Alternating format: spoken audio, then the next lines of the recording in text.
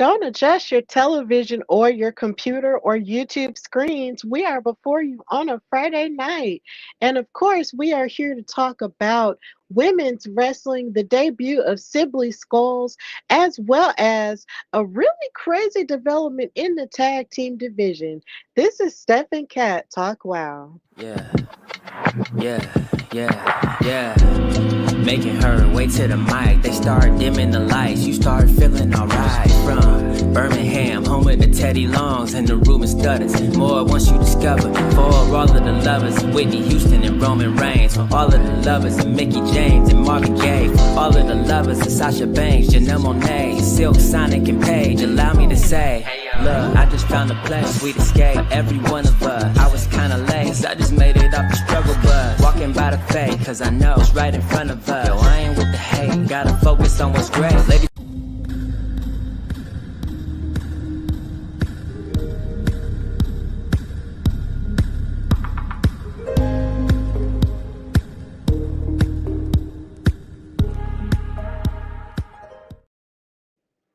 Hey y'all, welcome to Steph and Cat Talk Wow, brought to you by the Hardy Wrestling Podcast, celebrating 5 years of chill, positive, and passionate wrestling coverage. And in Cat We Trust, of course, I'm your girl Stephanie Hardy, host and creator of HWP Extra, and this fabulous show, along with my amazing co-host, and I'm a writer for Daily DDT and commentator featured on various promotions. And like I said, I'm not alone. I am with my tag team partner, creator of In Cat We Trust, author who's working on amazing stuff, backstage correspondent, ring announcer, and all the things for various wrestling promotions in New York and New Jersey, as well as a super mom rocking a really cute hat with some hoops. She is Katrina Blake. How are you, Kat? Hey, sweet. I'm good. It's been a week, but I am good. How are you? I'm doing great. It's been a week for me too. Very nervous in terms of preparing for certain things that are happening next week, and it's just a lot. But either way, we are here to discuss Women of Wrestling WoW superheroes. And yes, we are counter programming with SmackDown right now, but you know that's how life goes sometimes. But if you are watching us live on any one of our platforms on Facebook, Twitter, YouTube, or anywhere else, thank you so much. And of course, as we're talking about this episode from last weekend, if there's any parts that you want to chime in on, or if there's just anything you want to talk about in terms of women's wrestling, chime in the comments and you might wind up on the screen. So, in the midst of everything that's been going on, WoW has been in the news lately in terms of Paola, the Colombian goat, being interviewed on Access Hollywood, as well as the WoW superheroes doing volunteer work in Los Angeles because they are still in recovery mode from those devastating wildfires, as well as members of Animal Instinct and two other WoW superheroes making an appearance at the Wrestling Guy store in California. So if you are in the California area watching this show, and if you want to go see them this Sunday, go to the Wrestling Guy store and follow WoW on all forms of social media so you can get the address and information for that. Our WoW superheroes are going all around. So anywhere you can find them, point them out, say hi. Don't be weird though, because we're trying to get rid of that in 2025. So, yeah, all good stuff going on. So, Katrina, how did you feel about this episode in particular before we get started with everything that happened? Oh, it was good. I enjoyed it. I liked the matches that were there. Definitely was some interesting moments, but as we will get into it, I'll leave it there. Yes, absolutely. Had some real interesting moments. It even started with an interesting moment. The episode started with the WoW World Champion, the new WoW World Champion, the Classmaster, coming out with her leader, Samantha Smart. And of course, Samantha cut the promo, which is interesting considering Classmaster is the champion. And hopefully, at some point, we'll hear more from our Persephone H. Dean, the Classmaster, pretty soon, as as a champion, but Samantha is doing most of the talking. And she said, "The time has come for you brainless masses to be ruled by our excellence. That's right, because we defeated not one competitor, but every single person on the roster worthy of qualifying.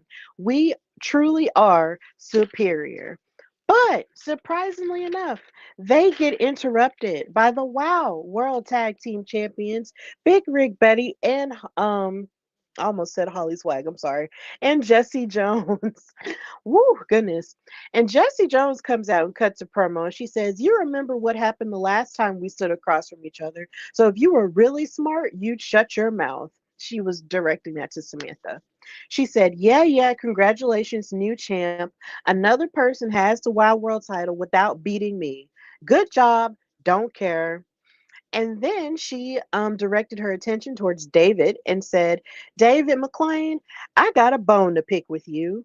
We got some footage for you to see for yourself." And of course, they showed the footage on the Titantron, showing them backstage in Animal Instinct's locker room, messing with the dog food that is for Alexander and all of the above.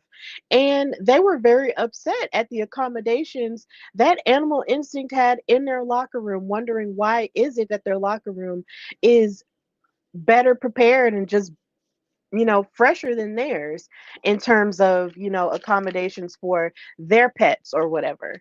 So in the midst of them ruining Animal Instinct's locker room, um, Katarina Jinx and Goldie Collins come out and they speak their piece saying, "Look, at least we were smart enough to make our accommodations.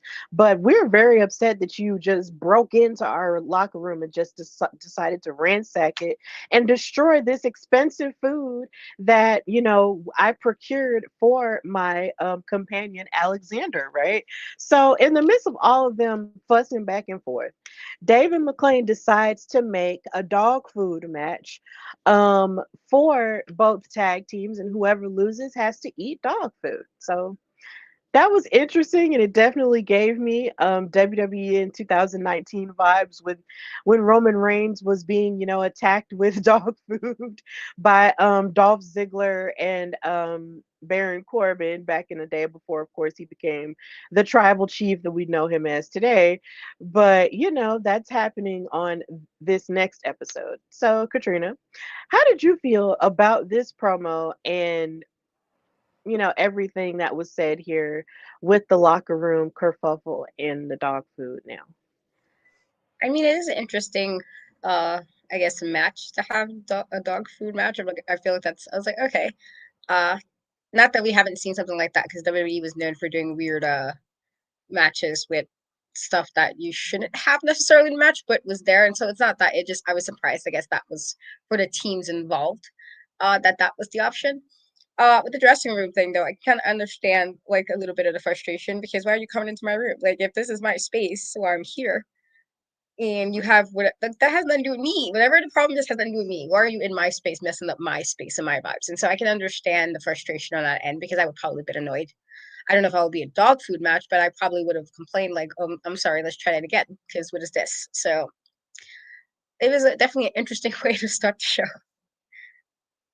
It was interesting, and it was so funny that it felt like a lot of the back and forth was happening between Animal Instinct and Big Rigs and Bourbon. It was almost to the point where it took the focus off of the Classmaster, who just accomplished this huge thing as being the Wild World Champion. And you would think that more focus would have been put back on that, but it wasn't because the tag teams just decided to interrupt what was going on. And here again, you have Jesse Jones sort of inserting herself not really in the wild title picture, but basically saying that if you're a champion, you're not legitimate until you cross me, which is still a very interesting stance for her to have, considering she did not qualify, for the battle royal because of course she was a champion with the tag team. And it just seems like she's sort of hungry and just greedy for a lot of different things. It's like if she's tag team champion, she's not fully satisfied with that. If she is,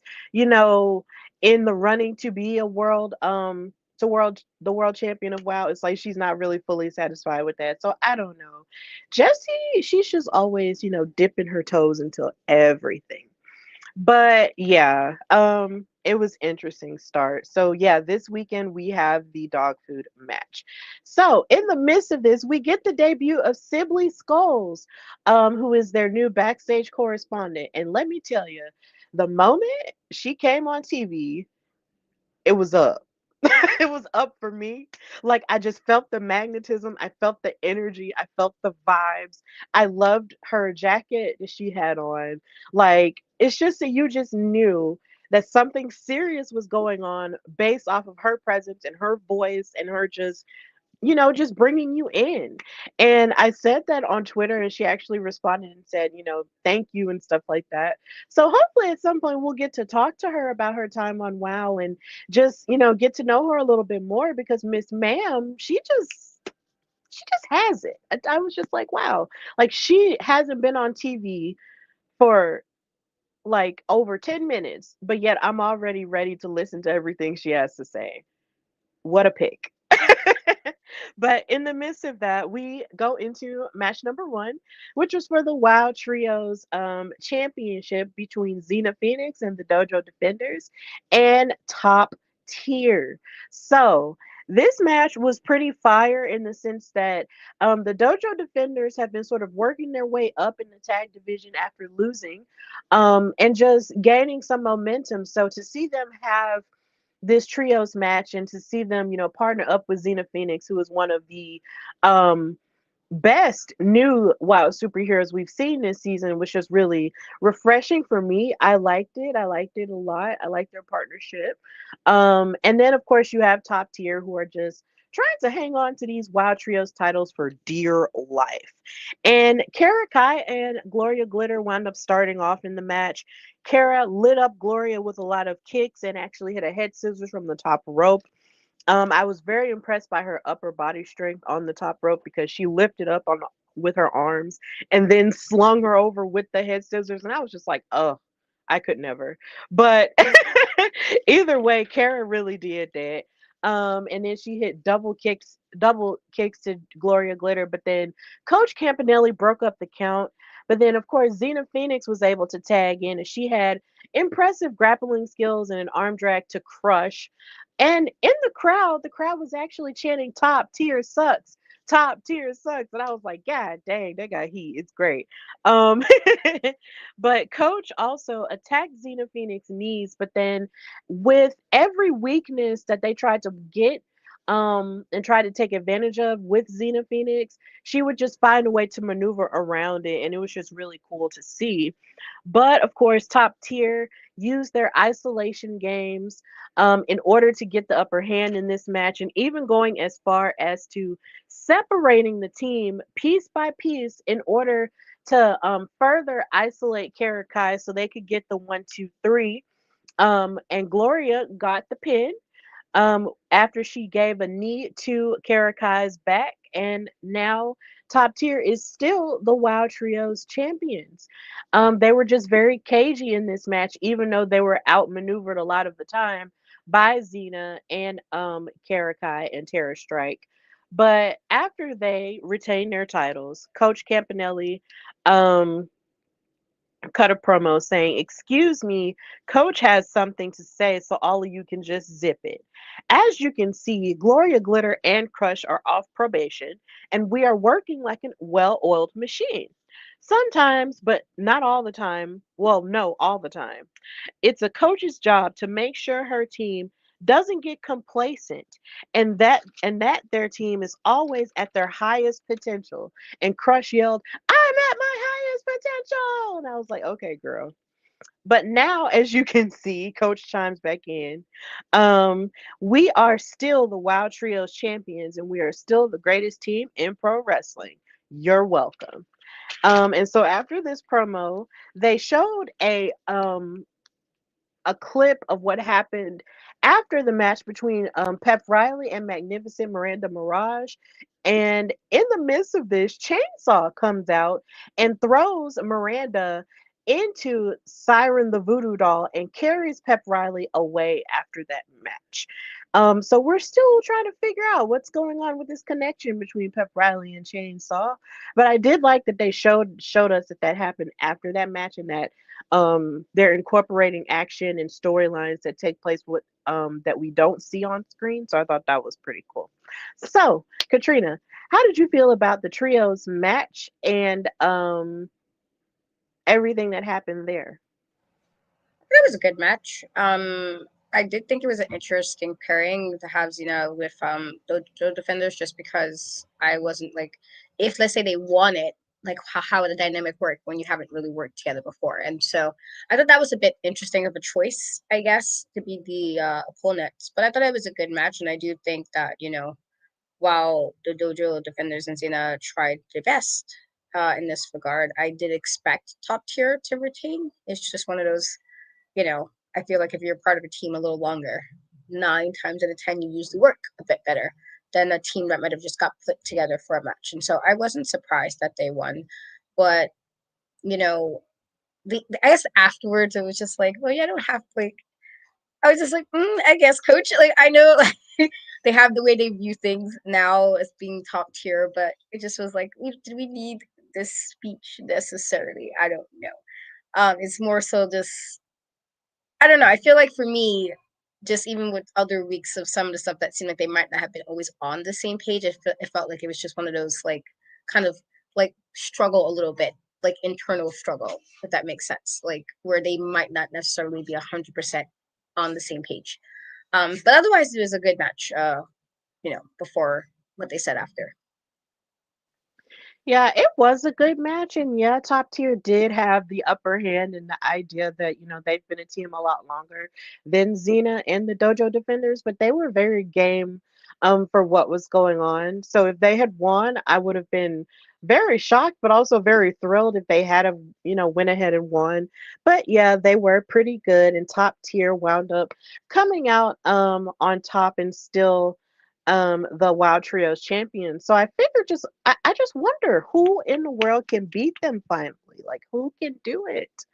It's just a mystery, I guess we still have to figure out because they just have a lot to prove at this point.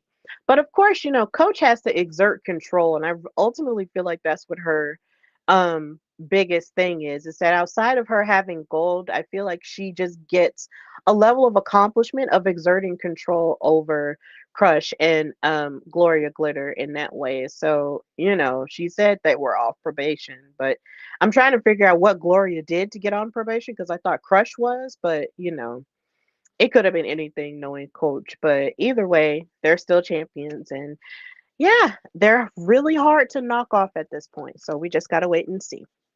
So we move on to match number two, which was Genesis versus Tormenta. One thing that I did enjoy about this episode was the fact that a lot of the matches um, were created in the aftermath of the battle royal, and Genesis and Tormenta both were in the battle royal to determine the new Wild World champion. So I thought that was a really interesting tidbit within this episode. This match was really good in the sense that Tormenta, of course, had the upper hand in the very beginning of it, but Genesis here again was being really cagey and ducking and dodging um, away from Tormenta, in and out of the ring, but yet still trying to get the upper hand on her with her grappling and MMA background. There was one triangle choke that she had on Tormenta that was very impressive right there. Um, but yeah, like this was a really good back and forth between both of these um, well versed women. Like Tormenta kept giving knees to the back and to the back of Genesis. And there were a number of times where I really thought Tormenta could have gotten the upper hand and beaten her. Tormenta even tried to lift Genesis for some type of maneuver, but here again, Genesis with that caginess wiggled out of it and covered Tormenta, but used the ropes to get the upper hand and win the match. And this disappointed me because and that was an impressive part of the match too. Like Tormenta jumped up and then gave an amazing arm drag to Genesis. That was really cool.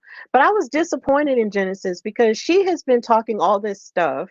Here again, that big talk that we've been discussing, about proving herself, and trying to move towards being the Wild World Champion, but yet you keep cheating and using these underhanded tactics to beat your opponents. And it's just really frustrating to watch her revert back to that old behavior. And I'm just like, ma'am, if you really want to prove yourself, actually do it. Actually, you know, get vicious and work your opponent over to the point where they can't get up so you can win the match. Like, don't cheat. Like, it's just frustrating. But Katrina, how did you feel about the performance of Tormenta and Genesis here? I thought it was a good match. I definitely do think, like, Tormenta, this from the very beginning, I felt she was a really good wrestler. Something that was known. Sofia Lopez was explaining, like, this is one of the best. And I think sometimes, especially in particular when she has a solo matches, you can truly see that, this is excuse me, this is why she's so good at what she does. With that being said, I do think that Genesis was well in the match. I just didn't particularly like the way she won. I do think she's a talented woman, and and it just, I do feel kind of like what you said. It kind of it changes the perception. If you're like, I can do all these things, why am I not getting up to whatever the case may be? But then you win with your legs on the rope. Now I'm not sure how the referee didn't see it, because like it was like not even a sneaky type of leg on the rope, so I'm not even sure how he did not see that.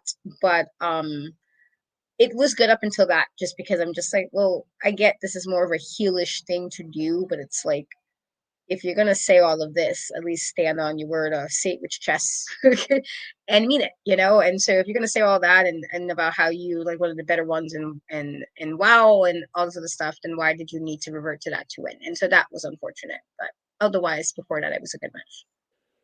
It really was. And it's like, and it's just like you said, like Genesis is not standing on business. It's really upsetting me how she's just really not standing on business. It's like 1 minute you want to prove that you're one of the best superheroes in WoW and that you deserve more opportunity, but in the next minute you flip back to cheating like you used to with Exile. And even you could argue, even in Exile, she didn't even need to cheat. None of those women needed to cheat, to be honest. So now you break free of them only for you to do the exact same thing. I really would love to see Genesis reinvent herself to a degree.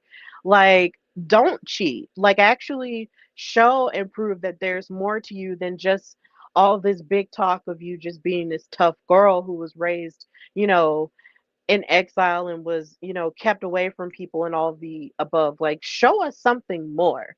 Do something more. But also to talk about Tormenta a bit, she has definitely been kicking all kinds of butt, and it's just frustrating to see her lose in this way because of how talented you said she is. So it's just, man, I just need for Tormenta to get a break. Like, I almost feel that if WoW were to introduce another title, like a mid card title, she should be first in line to get it. Um, I'm not entirely sure. I don't know if that's ever been a plan for them at some point, but I really feel like if there's going to be another mid card title, even though they do have tag titles and stuff like that, she should get it. Or at the very least, she needs to hook back up with Princess Aussie and go after the tag titles or something like that. Because that's something we have not seen. We haven't seen them go after the tag titles since Big Rigs and Bourbon have won. So that would be really interesting. But I just want Tormenta to get her things at this point because Miss Ma'am is awesome. So yeah, that was good. But Genesis was the winner. So we move into match number 3, which was Reina Del Rey versus Holidead. And of course, Reina Del Rey didn't come out there alone.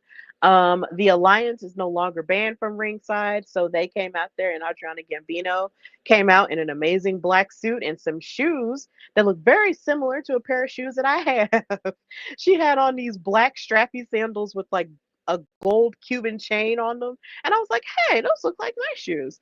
But yeah, she came out there and she was on commentary as Gigi Gianni and BK Rhythm were out there on ringside. And this was definitely like a powerhouse type of match. But something that I enjoyed in watching this match was just seeing Holiday be strategic and how she was breaking down Reina Del Rey. Um there were blows that she gave where she kept sort of twisting and holding on to Reina Del Rey's arm and kneeing her in her abdomen. And I thought that was really, really cool and strategic. I was like, okay, Holiday, I see you showing us that you're more than just, a power girl. She gave elbow blows to Reina Del Rey outside of the ring on the apron. But as she tried to give a leg drop to her, Reina moved out of the way and her leg landed on the apron. And then, in the midst of this, BK and Gigi interfered in the match and was just making fun of her and stuff like that. And Adriana Gambino on commentary was trying to distract David and Nigel from seeing what was going on, but they could definitely see what was happening. Then Reina Del Rey hit her drive-by knee lift to Holidead, and then Gigi actually snuck a hit from outside of the ring. Then Reina did an amazing electric chair to Holiday into the turnbuckle. But just when it looked like Holiday was actually about to get the upper hand and hit a spine buster to Reina, the Brat Pack got in the ring and jumped Holiday, which caused the referee to ring the bell for disqualification. And then Chantilly and the Island Girl Kalaki came out there to defend Holiday and even up the odds. And Chantilly cut a promo saying, look, the alliance, y'all are weak, and the only way you guys are at your strongest is when you guys jump on just one person. And Holiday said, "Look, the math is mathing, and if you guys want to fight in a match, let's go." So I'm pretty sure at some point they're going to fight each other in a trios match. But in the end, Holiday got the win via disqualification. And yeah, her friends came and backed her up, and that was really cool. A very good united front. So, Katrina, how did you feel about this match and the shenanigans of the Alliance? I do think it was a good match. I definitely like. I think Reina Del Rey in general is a good wrestler, and so while I get that they're like heels and everything, it was like, did you really need them? You know, to did you need them to even interfere in any way? Like of the group that she's in, I think she's probably the tougher one, the toughest one. She's probably more aggressive than the rest of them. And this is not even shade to the other ladies. It's just like she wrestles a bit differently than the rest of them. And not that Gigi doesn't, because sometimes when she needs to be aggressive, and even when Adriana, when she was getting her moment before she decided to do like this, I guess, stable thing, she had moments where she was more aggressive in her matches, but I felt like Rena is definitely of the four the most aggressive. So she didn't really necessarily need them there. So that I was like, anytime I see that, and I'm like, well, are you trying to say this person sucks? Like, I don't like. I know it's a heel thing, but I'm always like, what are you when you jump in? Are you afraid this person's about to lose? Because what is the purpose? And I mean, because the person can just win the match, and if you're gonna beat them up after, beat them up afterward. Right? If it's about a principle kind of a thing, but it's like during the match, it's like, are you trying to say you don't think this person can do it? And so I thought that was unnecessary. But with that being said, I do think that it was a good match. I think Holidead, like I said, I'm a huge fan of her anyway. Just being able to kind of be in the watch her in person is always like, and I see it on wow, I'm like, no, this is how she, like this level of where she's aggressive, but she's like kind of like where she's like might play a little bit of mind games in the ring, or make you have to push a little bit harder. That's something she does, and I felt like she did it in this matchup, which might have been why there was an interference, but I'm glad she got the win. Um, Even if it's a disqualification, I guess it's still a win on her end.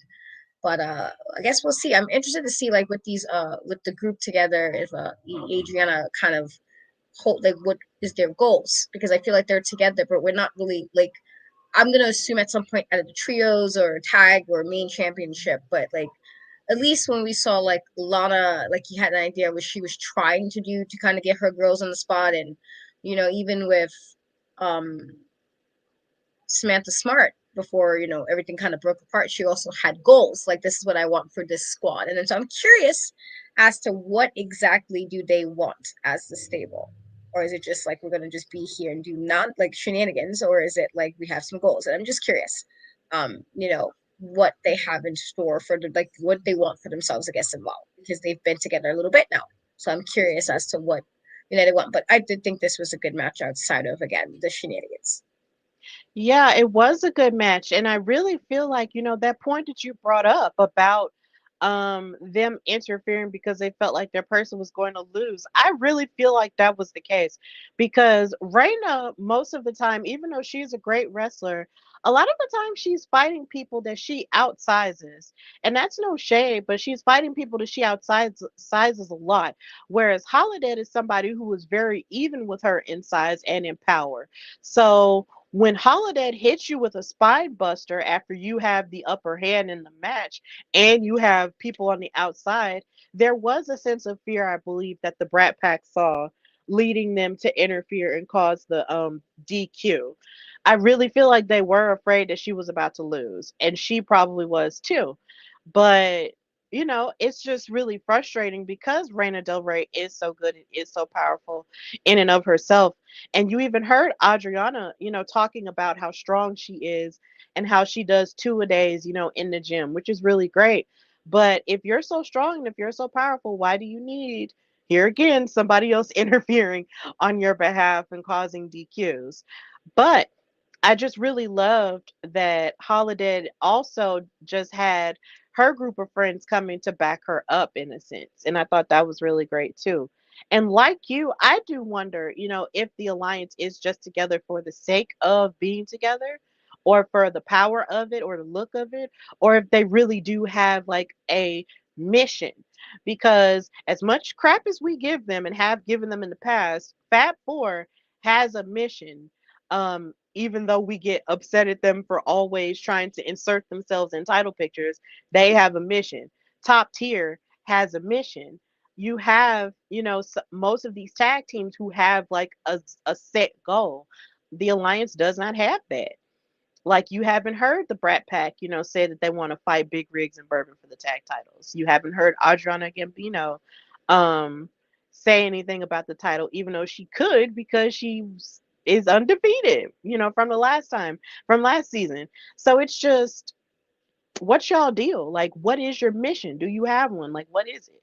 So, but Chantilly might have hit the nail on the head when she, called them out for their behavior. It might just be a power thing for them. I don't know. But either way, I am excited for this trios match that they are going to have with each other because I'm always happy to see Chantilly Chella and the Island Girl Kalaki with Holiday. Like, so I'm ready to see that happen. But Holiday was the winner of this match via DQ. So big ups to her. And after this match, we got an interview backstage and a recap of the Wild Trios title match where Top Tier retained from Sibley Skulls. And she proceeded to talk about what happened while also waiting for an interview. And Xena Phoenix came out and shared, how she felt about how the match went and how she is still feeling hopeful and optimistic even though they didn't come out the winners. And then Sibley told us about how the dog food match is taking place next weekend and stuff. So they took it back to commercial.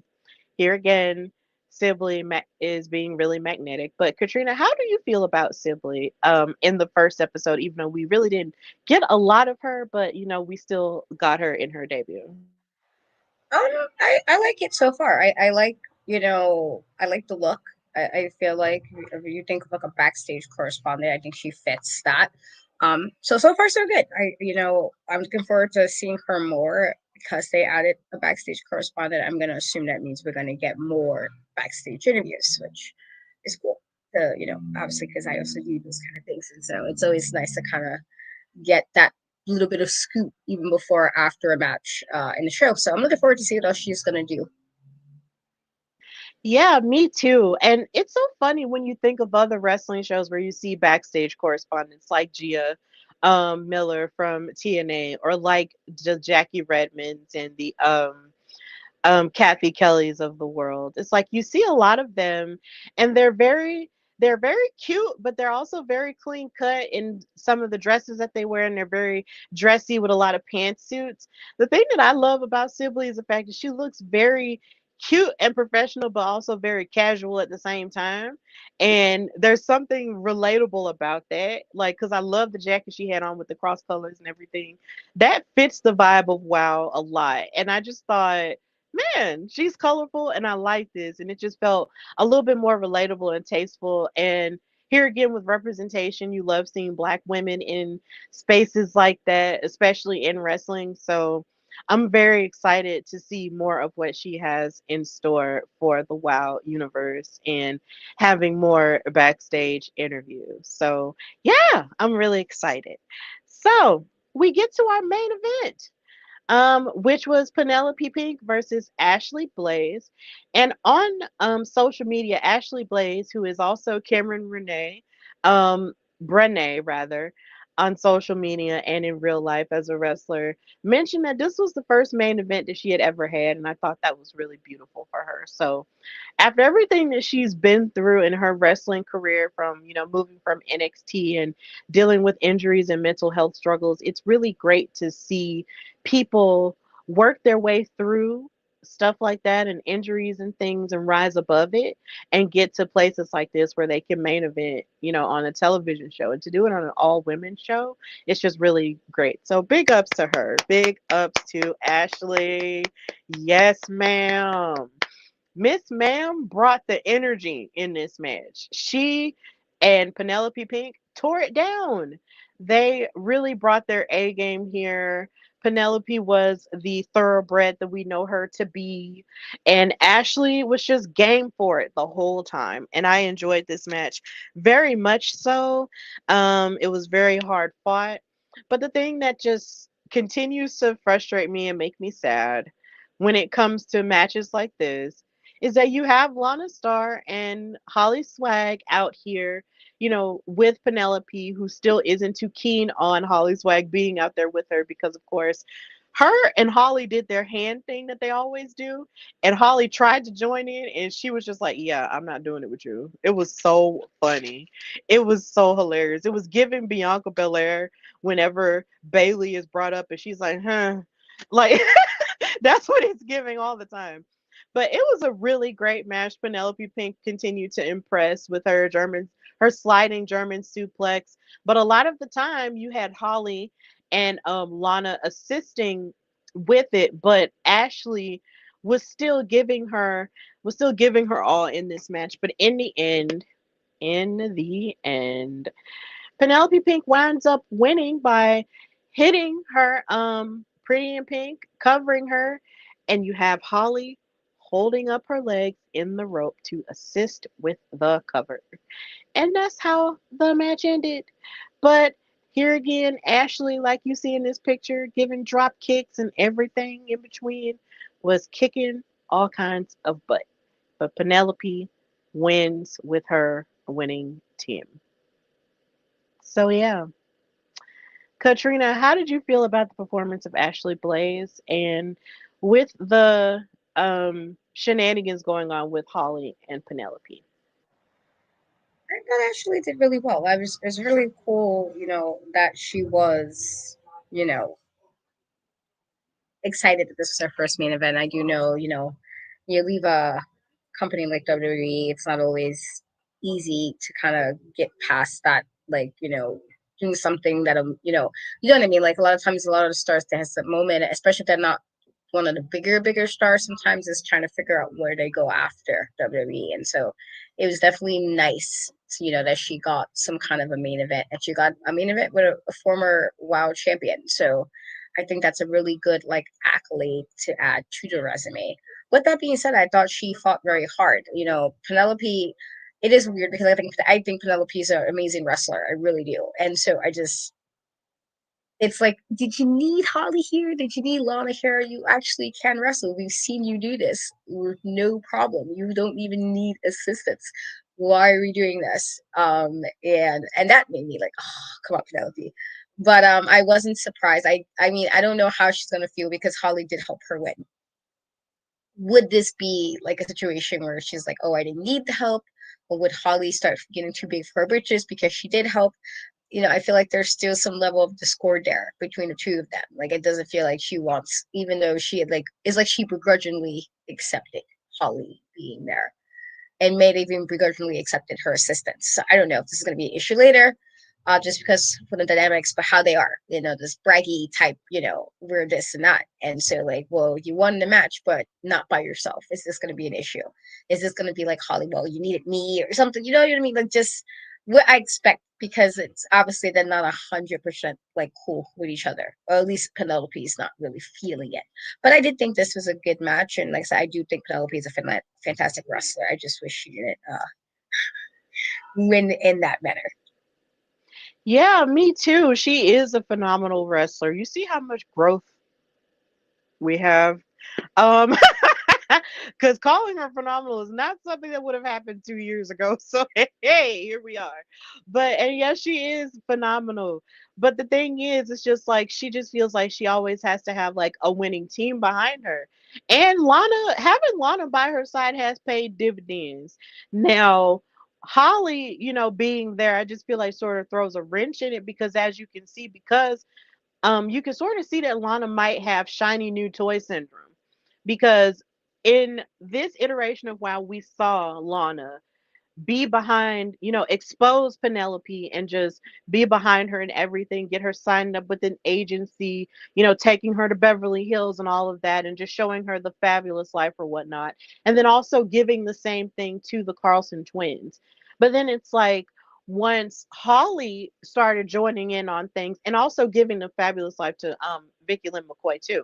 But then it's just like once Holly joined the fray, it's almost like she's, oh my God, like Holly's here and this is great and this is cool. But I almost feel that Penelope might feel that there's a pulling away that's happening between her and Lana now that Holly is there. Now, of course, I admire the idea that Holly is working to try to get on her good side, but I can't help but wonder if her eliminating herself and Penelope Pink in that battle royal is still sticking with Penelope. Like I can't help but wonder if that is still in the back of her mind. So we'll just have to wait and see how that progresses. But in the meantime, that's how that episode ended. Of course, we've reached the end of our time together. So if you guys are still watching us live, thank you guys so much for supporting Steph and Cat Talk Wow. Of course, a new episode will be airing this weekend. So if you want to watch it, you can go on wowe.com and type in your zip code or your city or your state and figure out what time it comes on for you on regular television. And of course, if you want to watch it later, you can watch it on Pluto TV and on Vice as well. They air it on Tuesdays. And you can watch it on their YouTube channel, which is Wow Superheroes. Follow them there and just continue to support the girls as they continue to evolve into a bigger brand. It's really great to be able to support them as they continue to grow and just expose themselves in other places. So after you watch the episodes, come watch us and follow us so you can, and keep up with us so you can know when the show is airing and when you can get in on the wow action as we continue to cover it. So, of course, Katrina, thank you so much for being my tag team partner as always and talking about the show with me. So, just tell everybody where they can find and follow you and what's going on. You guys can follow me on Cat We Trust, the easy three in every spot except for Twitch, Facebook, and YouTube. I do have two new interviews. I did one last week with Sam and Chaos, super awesome wrestler on the Indian scene, and I did another one with Diana Sandoval, who is a ring announcer based in Vegas. Super fun chats. Definitely, I have more interviews coming, so being on point this time. I have more interviews coming, so just be on the lookout for that. I am ring announcing in Long Island next Saturday. So if you're in the area, definitely get a ticket and say hi. I'll be there. Well, double duty as I'm doing some backstage stuff as well. But that's basically it. I'm gonna try to start streaming some games soon. And so if you guys are into that, just follow along on my YouTube and Twitch. Yeah, I'm crying tears because just last week when I went to Retinal Pro Wrestling down here in Birmingham, Stan messaged me and was like, "You need to be in New York. Come move up here." And I'm just like, oh God. Oh God, I wish. But either way, just know my heart is up there. It's up there and everywhere. So, Yes, I'm so happy and proud of you, Katrina, for everything that you do and everything that you're involved in. And yeah, in my heart of hearts, just know that if I could be with you, I would. But, geography is so hard. But either way, um, when I'm not crying over not being in New York, you can follow me on Instagram and Twitter at Queen Steph Hardy. You can also follow the Hardy Wrestling Podcast on Instagram at Hardy Wrestling Podcast and on Twitter at Hardy Wrestle Pod. You can also listen to the Hardy Wrestling Podcast everywhere you get audio shows. That's Spotify, iHeartRadio, Amazon Music, and everywhere else. You can also subscribe to the YouTube channel, which is the Hardy Wrestling Podcast. It has the logo with the banner that says 5 years because I changed it. But either way, it's HWP in the middle. So, catch it there. And also read all my articles on Daily DDT. I am working on something new for it. So please be on the lookout for that link when you see it. And of course, next week, I don't know exactly when we'll be doing the show because I'll be traveling to Indiana for Royal Rumble weekend. And I'm really blessed and happy to be able to do that in a very full circle way because the Royal Rumble was the first thing I ever talked about on the Hardy Wrestling Podcast. So I get to go, and I'm very excited and also very nervous. And hopefully, I won't rip my hair out by then. But either way, it'll be fine and it's going to be fun. So be on the lookout for our socials so you can, check out when we'll be doing the post show for WoW and all of the above. So, of course, this has been Steph and Cat Talk WoW brought to you by HWP and In Cat We Trust. Support and love women's wrestling and help it rise in 2025. And until next time, bye, y'all. Have a good weekend. It's Friday. Brr, brr, brr.